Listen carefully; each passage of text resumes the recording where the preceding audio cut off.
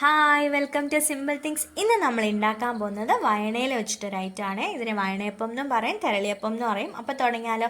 ഒരു ഡിന്നറിൻ്റെ ഒരു ചെറിയ ബൗളില്ലേ, അതിലൊരു 3 കപ്പ് അരിപ്പൊടി, ഞാൻ പത്തിരിപ്പൊടിയാണ് എടുത്തിട്ടുണ്ടായിരുന്നത്, 1 കപ്പ് തേങ്ങ, ലേശ ഏലക്ക, പിന്നെ ഒരു 2 ഉണ്ട ശർക്കര, പിന്നെ ഒരു 5-6 പഴം. ഇതെല്ലാം കൂടെ മിക്സ് ചെയ്ത് ഈ ഒരു പരുവത്തിലാക്കുക.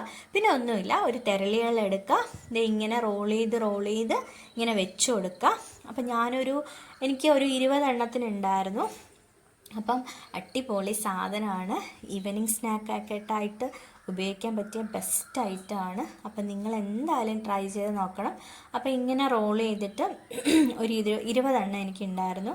അപ്പോൾ അത് ഞാൻ മാറ്റി വെച്ചിട്ടുണ്ട്. നമുക്കിത് ഇഡ്ഡലി കുട്ടകത്തിൽ വെച്ചിട്ട് ആവി കയറ്റിയെടുക്കാം. ഒരു 15 മിനിറ്റ് മതിയാവും. മീഡിയം ടു ലാർജ് ഫ്ലെയിമിൽ വെച്ച് കൊടുക്കാം. അപ്പം ഒന്ന് ആവിയിൽ വേവിച്ച് നമുക്ക് അടച്ചു വെച്ചിട്ട് ആവിയിൽ വേവിച്ചെടുക്കാം. ഒരു 15 മിനിറ്റ് ആവുമ്പോൾ തന്നെ നല്ല മണം വരും. അത് തുറക്കുമ്പോൾ തന്നെ നല്ല ഈ തെരളിയിലയുടെ ഫ്ലേവർ ഉണ്ടല്ലോ, ആ ഒരു മണം പുറത്തേക്ക് വരും. കണ്ടോ, ഇതിൻ്റെ കളറൊക്കെ മാറിയത് കണ്ടോ, അടിപൊളി ടേസ്റ്റുമാണ്.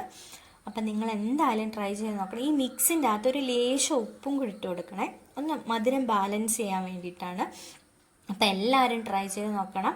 അപ്പോൾ ഇതൊരു 3-4 ദിവസമൊക്കെ ഇരിക്കും. രാവിലെയും വൈകിട്ടും ആവിയേറ്റ് വെച്ചാൽ ഒരു 3-4 ദിവസം സ്റ്റോർ ചെയ്യാം. അപ്പം ബൈ.